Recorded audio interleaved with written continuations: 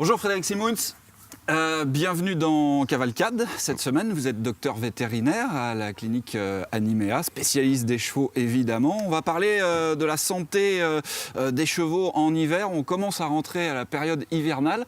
Alors dites-nous, qu'est-ce qui craint un petit peu pour les chevaux avec cette période hivernale entre le vent, la pluie, l'humidité? Qu'est-ce qui est le plus dur pour les chevaux? Les chevaux sont des animaux qui sont faits quand même pour vivre à l'extérieur, donc en fait ils ne craignent pas forcément grand-chose, surtout que dans la région, le climat est quand même assez tempéré. À partir du moment où ils sont en bonne santé, en bon état corporel, ils ne vont pas forcément souffrir. Il faut qu'ils puissent malgré tout s'abriter. Un abri, c'est vraiment idéal, mais une bonne haie peut suffire du moment qu'elle est bien positionnée par rapport au vent. Elle peut tout à fait leur fournir un abri suffisant. Alors, vous me dites, ce sont des animaux qui sont faits pour vivre à l'extérieur. Ça, j'ai pas de problème avec ça. Par contre, on en est loin quand même, hein, parce qu'on les utilise, nos chevaux, là. Au jour d'aujourd'hui, dans les écuries, il y a les chevaux qui travaillent, il y a les chevaux de trait, il y a les chevaux de concours, il y a les chevaux d'attelage, etc. Donc, ils sont quand même relativement loin de ça. Est-ce qu'on n'a pas tendance à les fragiliser, du coup ? Disons que je ne sais pas si on va les fragiliser, mais en tout cas, leur usage, ou en tout cas l'usage qu'on veut en faire, va faire qu'il va falloir faire attention à certaines choses. Parce qu'un cheval qui va vivre dehors tout l'hiver et qui ne va rien faire, il va faire du poil. Si on le nourrit suffisamment, il aura une petite couche graisseuse qui va le protéger. Maintenant, ça, ce n'est pas compatible avec l'usage sportif qu'on va éventuellement vouloir en faire. Parce que là, on va le faire travailler, il va transpirer. Donc, dans ces conditions-là, effectivement, il va falloir faire en sorte qu'ils mettent moins de poils qui, naturellement, va l'aider à se protéger. Et donc, on va soit le tondre, soit ne pas le tondre, mais au moins lui mettre une couverture pour éviter qu'il ait trop de poils. D'accord. Alors, première chose, en admettant donc que les chevaux soient tondus, les couvertures sont maintenant bien étudiées. Est-ce que ça remplace bien le poil, la défense naturelle du cheval ? Aujourd'hui, effectivement, il y a des couvertures qui sont bien adaptées à la situation de l'hiver, donc qui les protègent suffisamment du vent, de la pluie, du froid. Donc il faut faire un petit peu attention, effectivement, à utiliser du bon matériel, vérifier qu'il reste propre pour que ça ne nuise pas de pathologies au niveau de la peau, des apparitions de boutons, d'infections peuvent être conséquences d'une couverture mal adaptée, trop chaude, ils vont transpirer, sale, ça va après provoquer des petites blessures, des boutons, des croûtes, etc. Voir un peu des infections ou autres, faut vraiment surveiller. Du coup, quand on a un cheval couvert l'hiver, il faut vraiment surveiller comment ça se passe sous la couverture, etc. On ne lui met pas une couverture, on l'enlève tous les jours, on regarde tous les jours, c'est ça. Tu ne peux pas laisser une couverture tout l'hiver, c'est pas possible. Il faut avoir déjà plusieurs jeux de couverture et puis qui vont être éventuellement de qualités différentes en fonction de il fait froid, pas froid, il pleut pas, et il faut avoir plusieurs couvertures et puis les entretenir de façon à ce que ça ne nuise pas de problème au niveau de sa peau. D'accord. Est-ce qu'on n'a pas constaté qu'il valait quand même mieux que les chevaux soient à l'abri dans un box plutôt qu'à l'extérieur l'hiver ? Vous préconisez quoi, vous ? Ça dépend des chevaux. Il y a certains chevaux qui vont être effectivement mieux d'être rentrés parce que ça va être plus simple de les soigner et puis de les préparer pour l'usage sportif qu'on veut en faire. Maintenant, il y a certains chevaux qui par contre ne vont pas être bien au box pour d'autres raisons et notamment des raisons de santé. Certains chevaux vont avoir des problèmes respiratoires à rester dans un endroit confiné, particulièrement en hiver.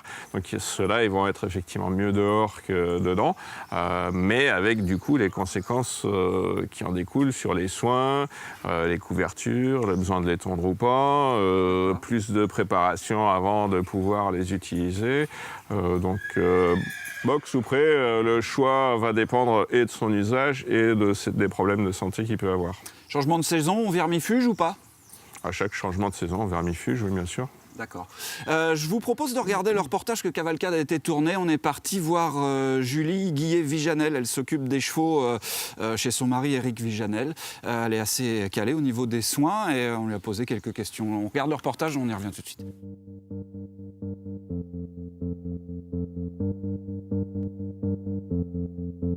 In a dark room, we we fight, make up for our love. Alors oui, c'est une période où les soins sont un peu plus importants parce qu'il y a la température qui rentre en ligne de compte, l'humidité et puis le changement de saison. Donc du coup, voilà, ça fait des soins en plus. Le froid, on sait, nous, combattre le froid avec les couvertures.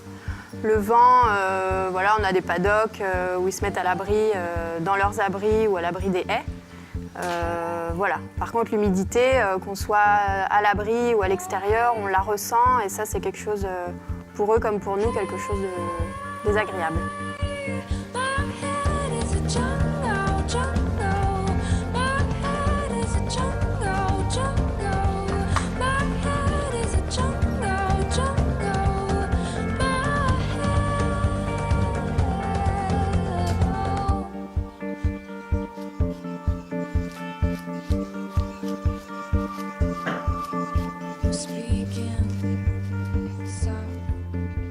Comme les chevaux sont beaucoup au paddock, donc il y a un peu plus de boue, donc il faut bien surveiller sur tous les pâturons. Donc bien doucher, bien sécher et vérifier régulièrement qu'il n'y ait pas une petite croûte qui commence. Voilà, donc on met une petite crème en plus et voilà. On peut ne pas tondre son cheval et donc ne pas lui mettre de couverture. En fait, nous on tond les chevaux parce qu'on est obligé de les travailler. Et quand un cheval travaille et qu'il est poilu, il transpire. Et c'est là aussi où arrivent les problèmes de toux. Parce qu'il fait froid, ils sont trempés, ils ont du mal à sécher.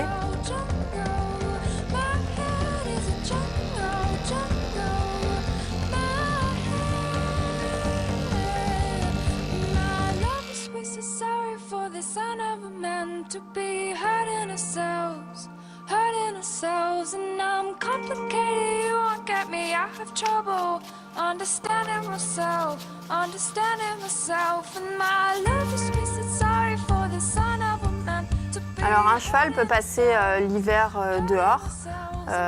Si on vérifie tous les jours qu'il n'y ait pas de blessure au pâturon, que les couvertures n'aient pas tourné ou reculent derrière le garrot, là c'est des risques de blessure. On ne peut pas laisser un cheval au pré, à l'abandon, sous prétexte qu'il est couvert, tondu et couvert et qu'il a à manger.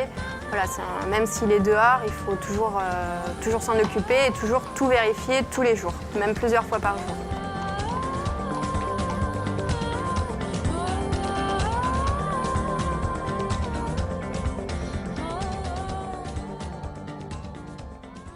Bon, Frédéric Simouns, retour sur le plateau de Cavalcade après ce reportage. Je voulais revenir, on voit Julie qui fait des soins aux pieds, qui pose de la graisse à pied sur les pieds de son cheval.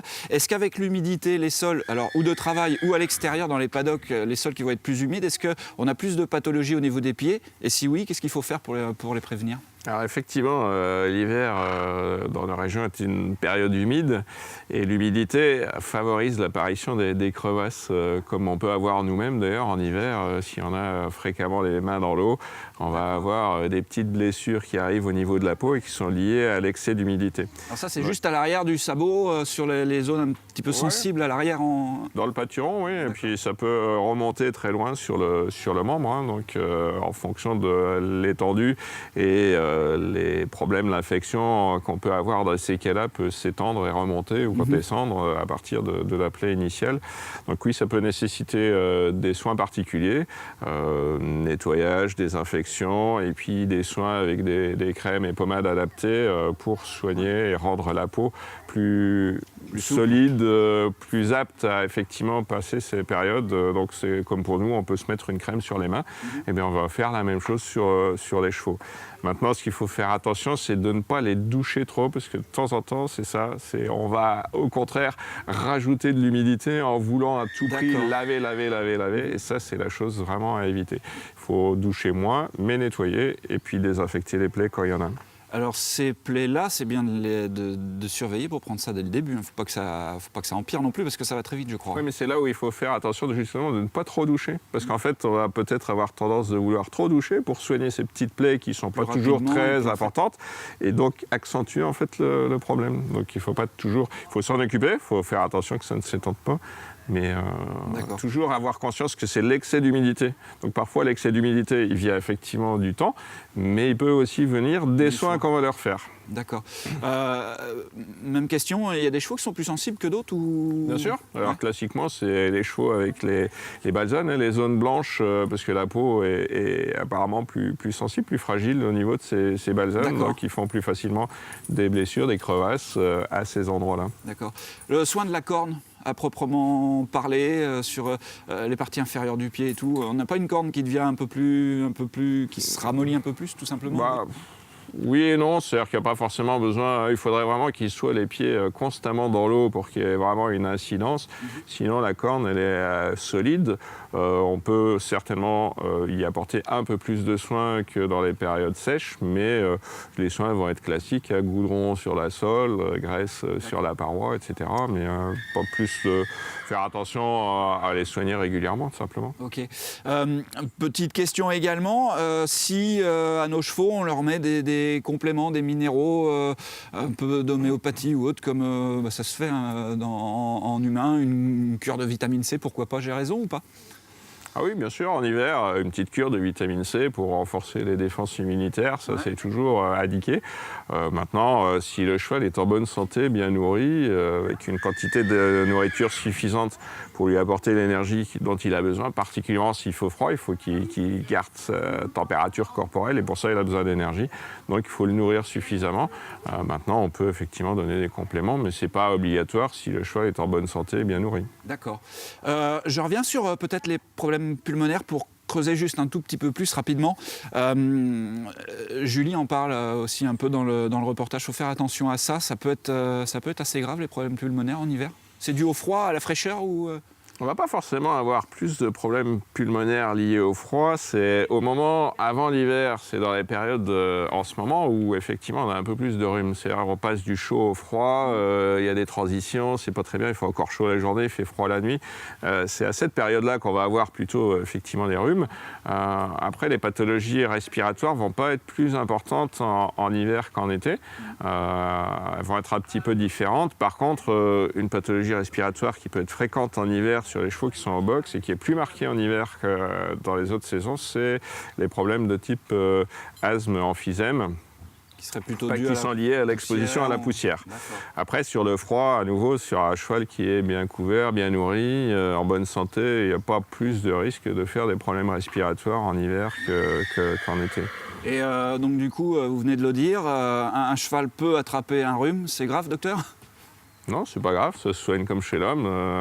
Soit on leur donne un petit peu d'anti-inflammatoire, un petit peu de vitamine C par exemple. Soit effectivement, il y a une infection un peu plus importante et là on va leur faire un traitement antibiotique par exemple. Mais le rhume, c'est jamais grave, non? Ok. Bon, eh bien, écoutez, Frédéric Simouns, merci beaucoup d'avoir été notre consultant santé cette semaine dans Cavalcade. Je vous dis merci encore une fois et puis à bientôt. Merci Antoine, à bientôt. Au revoir. Au revoir.